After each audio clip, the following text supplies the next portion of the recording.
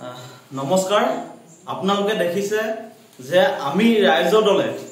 দীৰ্ঘদিন ধৰি উচ্ছেদৰ বিৰোধিতা কৰি আছিলো উচ্ছেদৰ বিৰুদ্ধে আমি প্ৰতিবাদ কৰিছিলো আৰু কৈছিলো যে উচ্ছেদৰ যি অমানৱীয় কাণ্ড চলি থাকে ইয়াক লৈ কোনো ধৰ্ম কথা নাই আৰু আপোনালোকে দেখিলে যে লখিমপুৰৰ যি ঘটনা লখিমপুৰত জেচিবি লগাই যি ধৰণে এতিয়া খিলঞ্জীয়া মানুহক উচ্ছেদ কৰা হৈছে খেতিৰ বাবে পাৰি থৈ দিয়া কঠিয়াখিনিও জেচিবি লগাই দিয়া হৈছে হসাকৈ ইয়াতকৈ দুৰ্ভাগ্যজনক দুখৰ আৰু খিলঞ্জীয়াৰ বাবে বেদনাদায়ক কথা একো নাই বুলি আমি ভাবো গতিকে আমি সমগ্ৰ ৰাজ্যক আহ্বান জনাইছো যে আমি উচ্ছেদৰ বিৰোধিতা কিয় কৰো আপোনালোকে এই যদি ভিডিঅটো চাই তেতিয়ালৈ বুজিব আজি খিলঞ্জীয়া গৰ্জন কোনে শুনিব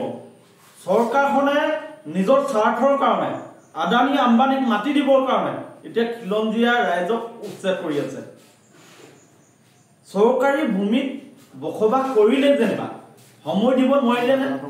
আজি যিসকলে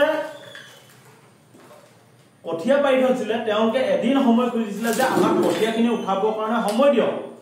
কিন্তু এইখন চৰকাৰে হিমন্ত বিশ্ব শৰ্মা ডাঙৰীয়াৰ ফেচিষ্ট চৰকাৰখনে এদিন সময় দিব নোৱাৰিলে আৰু চাওক কেনেকৈ বছৰৰ বাবে পাৰি থৈ দিয়া কঠিয়াখিনিৰ ওপৰত জেচিবি লগাই দিলে আমি ধিক্কাৰ জনাইছো গৰিহণা জনাইছো আৰু দাবী জনাইছো যে যিসকল পৰিয়ালক উচ্ছেদ কৰা হৈছে তেখেতলোকক ঘৰ দুৱাৰ ভাঙি দিয়া হৈছে খেতি পথাৰ নষ্ট কৰা হৈছে তেওঁলোকক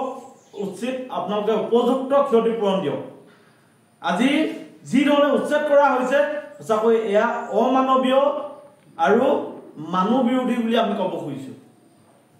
বিজেপি চৰকাৰখন সঁচাকৈ তেখেতলোকে মানৱীয়তা কি বুজি নাপায় মানুহৰ প্ৰতি মৰম চেনেহ দয়া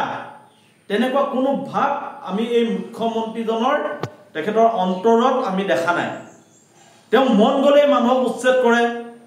মন গলে খেতি পথাৰত জেচিবি নমাই দিয়ে গতিকে মুখ্যমন্ত্ৰী ডাঙৰীয়া আপুনি মনত ৰাখক আপুনি সদায় শাসনত নাথাকে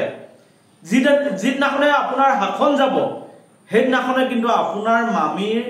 যি বিল্ডিং আছে মামী যি মাটি বাৰী আছে এইবোৰ কিন্তু উচ্ছেদ চলিব গোটেই অসমখনত মামীয়ে যি ধৰণে সম্পত্তি গঢ়ি থৈছে মাটি কিনিছে বাগান কিনিছে ঘৰ বনাইছে এইবোৰ ওপৰতো কিন্তু মানুহে চকু ৰাখিছে আজি আপোনাৰ হাংগু পাংগু যিসমূহ মন্ত্ৰী আছে তেখেতলোকে যি ধৰণে সম্পত্তি আহৰণ কৰিছে যি ধৰণে য'তে ত'তে মাটি কিনিছে এইবোৰ কিন্তু অসমৰ মানুহে চকু ৰাখিছে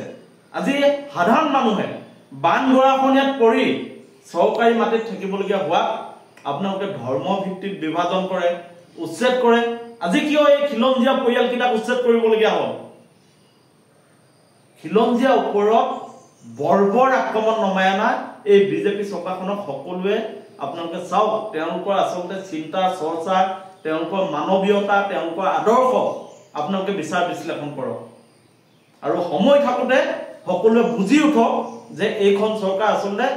মানুহ বিৰোধী চৰকাৰ খিলঞ্জীয়া বিৰোধী চৰকাৰ এই চৰকাৰখনে কেৱল আদানী আম্বানীৰ কাৰণে কাম কৰি আছে বৃহৎ পুঁজিপতি স্বাৰ্থত কাম কৰি আছে গতিকে এই পুঁজিপতি চৰকাৰখন আমি ২৬ত সকলোৱে মিলি বিদায় দিব লাগিব নহলে আমাৰ দৰে সাধাৰণ মানুহ অসমীয়া মানুহ খিলঞ্জীয়া মানুহে এইখন অসমত শান্তিৰে জীয়াই থাকিব নোৱাৰিব